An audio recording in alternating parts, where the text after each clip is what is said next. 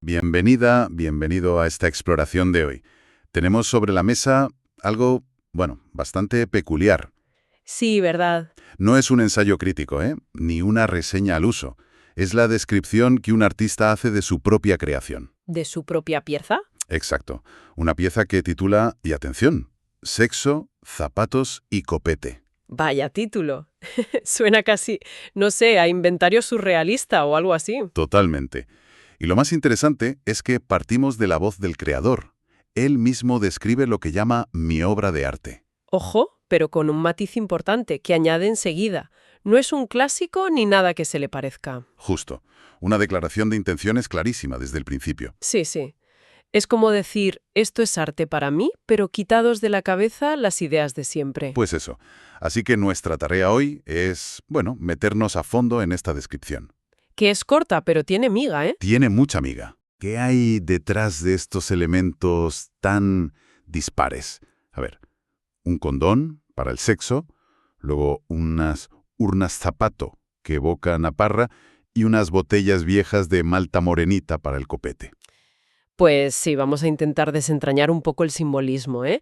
Que puede significar esa referencia a Nicanor Parra, que no creo que sea casual. No, seguro que no. Y sobre todo, esa etiqueta que él mismo le pone, arte distópico.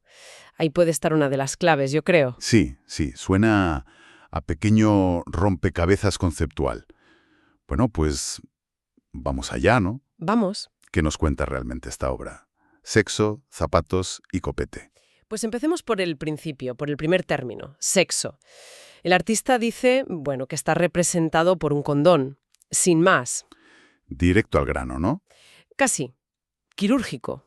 Ya. No habla de pasión ni de amor. No, no. Un objeto. Un condón.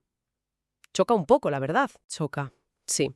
Porque reduce algo tan complejo, con tantas facetas como es la sexualidad, a un objeto puramente funcional. Profiláctico. Es una representación muy descarnada, Totalmente. sin adornos, sin idealización. Y claro, esto se puede interpretar de muchas maneras. A ver. Podría ser una visión muy pragmática, casi cínica, o quizá, bueno, una crítica social sobre cómo se vive el sexo hoy, ¿no? Más centrado en la prevención, quizá, o banalizado. Eso, banalizado, desconectado de la intimidad. ¿Quién sabe? O puede reflejar cierta ansiedad de ahora, ¿no? Tanta conexión virtual, pero a la vez tanto individualismo, las preocupaciones por la salud. A lo mejor el sexo se queda en eso para algunos. Una transacción segura. Sí, un acto mecánico. Bueno, es un poco desolador si lo piensas. Esa posible desolación puede ser la intención del artista, hacernos pensar si estamos vaciando de contenido algunas experiencias humanas. Reduciéndolas a lo mínimo. Exacto.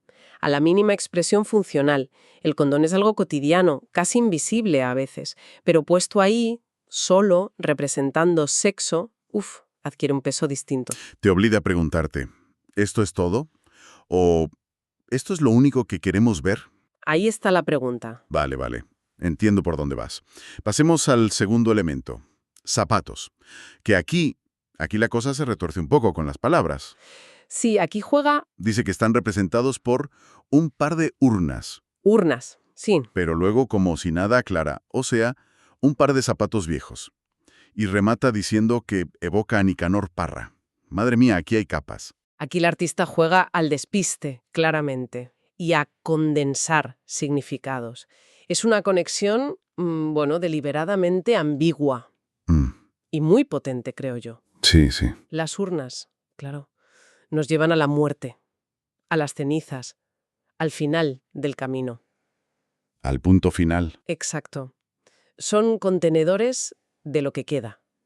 Pero, ojo, inmediatamente lo iguala a zapatos viejos. Que es justo lo contrario. Claro, los zapatos viejos son el camino recorrido, el viaje, el desgaste por el uso, la vida vivida. La huella de una existencia. Eso es, las marcas del tiempo en algo cotidiano.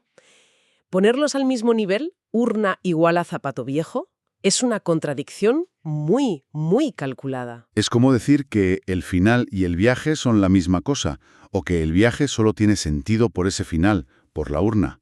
Es bastante oscuro, ¿eh? Sí, es oscuro. Y ahí, claro, entra Nicanor Parra. La mención no es gratuita. No, seguro. Parra, el gran antipoeta chileno, es famoso por sus artefactos. ¿Y qué son? Pues eso mismo, objetos cotidianos, a menudo humildes, sacados de contexto. Recontextualizados. Exacto. Presentados de forma que adquieren un significado nuevo, irónico, crítico, filosófico. Parra usaba el lenguaje y los objetos para darnos como pequeños cortocircuitos en la percepción. Entonces, ¿estas urnas zapatos podrían ser un artefacto parriano? Yo creo que sí. Usar lo más común, unos zapatos gastados, para hablar de temas enormes. La vida, la muerte, el tiempo.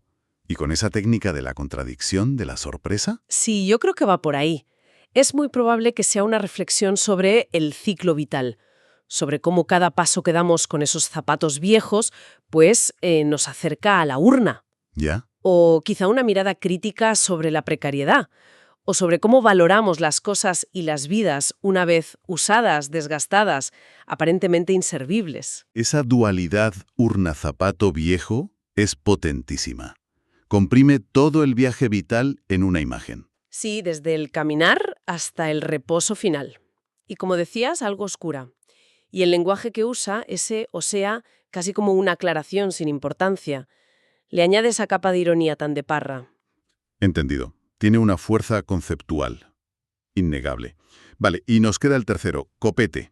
Vamos con el copete. Representado, dice, por 2 botellas de malta morenita de unos 40 años. Aquí, bueno, más sorpresas. Sí, sigue jugando. Copete normalmente es bebida alcohólica, ¿no? Salir de copas. Pero la malta morenita no lleva alcohol. Exacto. Y encima, de 40 años. De 40 años. Aquí sigue jugando con las expectativas. Primero, lo del nombre. Llamar copete a una malta sin alcohol. ¿Por qué? Pues, puede ser ironía pura. Quitarle importancia o solemnidad al acto de beber o de recordar. O quizá apunta a un tipo de consumo más popular, ¿sabes? Casi infantil o adolescente en algunos sitios. Alejado del copete adulto alcohólico. Claro, como decir, mi fiesta, mi vicio, es este recuerdo dulce, quizá algo infantil, no lo que la gente asocia con copete, te descoloca. Te descoloca, sí. Y luego el detalle clave, la edad. No son maltas de ahora, son de hace 40 años. Son cápsulas del tiempo, literalmente. ¿Y qué simbolizan? Pues, aquí se abren varias vías, creo.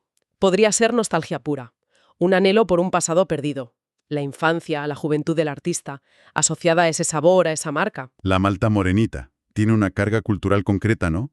En algunos lugares evoca una época. Sí, evoca una estética, unos recuerdos compartidos por una generación. Pero... Pero 40 años. Uf, eso también sugiere algo ya obsoleto, caduco. Exacto. Quizá el sabor ya no es el mismo, ni literal ni metafóricamente.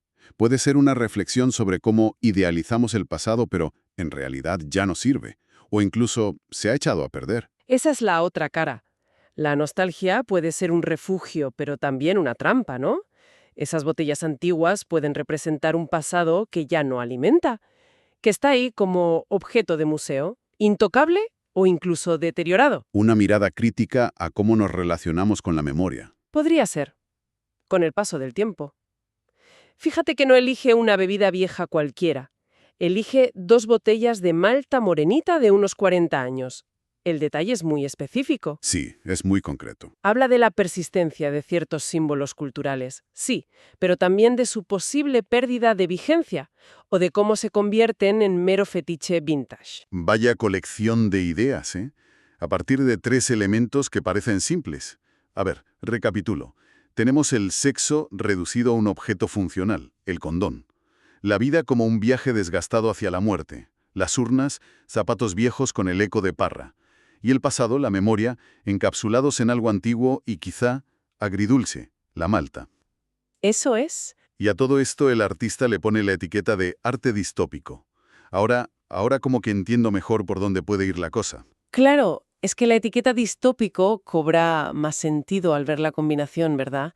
Lo distópico normalmente se refiere a eso, a una visión negativa, crítica, de una sociedad o un futuro indeseable, a menudo deshumanizado, totalitario, decadente. ¿Y aplicado aquí? Pues sugiere que esta selección de objetos y sus interpretaciones Pintan un cuadro un poco halagüeño de nuestra realidad o de hacia dónde vamos. Es como si dijera, mirad, nuestra forma de entender el sexo es esta, funcional, aislada. Ajá, Nuestra forma de entender la vida es este camino polvoriento hacia la nada, con la urna esperando. sí, Y nuestra relación con el pasado es esta nostalgia embotellada y quizá inútil, la malta vieja. No suena muy optimista, la verdad. para nada. Podría ser una crítica feroz a una sociedad que instrumentaliza lo íntimo, que no valora el proceso vital, el zapato gastado, sino solo el final, la urna, Y que vive anclada en un pasado idealizado pero estéril. o que simplemente descarta lo viejo. Exacto. La combinación de estos objetos tan cotidianos, tan poco nobles para hablar de temas tan grandes, genera esa sensación de incomodidad, de disfunción. Eso sería lo distópico. Una visión fragmentada y poco esperanzadora, construida con los desechos o los elementos básicos de nuestra cultura. Y esto encaja también con lo que decía al principio, no es un clásico ni nada que se le parezca, Claro, pero a la vez es mi obra de arte. Ahí hay una reivindicación fuerte, ¿no? absolutamente. Esa doble declaración es clave. Por un lado, rechaza lo clásico. Se distancia de la belleza tradicional, la armonía, la maestría, lo que esperaríamos en un museo. Dice, esto no juega en esa liga. Vale. Pero por otro lado, lo afirma con rotundidad como mi obra de arte. El posesivo mi es importante. Denota autoría, compromiso, valoración personal. Es como plantar una bandera, ¿no? Y decir, puede que esto nos parezca arte según vuestros criterios, pero para mí lo es. Y tiene este significado, aunque sea incómodo o use materiales bajos. Me parece valiente. Lo es. Es una declaración de principios muy en línea con cierto arte contemporáneo y, de nuevo, con Parra. Claro. Puede ser conceptual, crítico, usar objetos encontrados, los ready-mades, basarse en el desecho, en lo feo, en lo incómodo.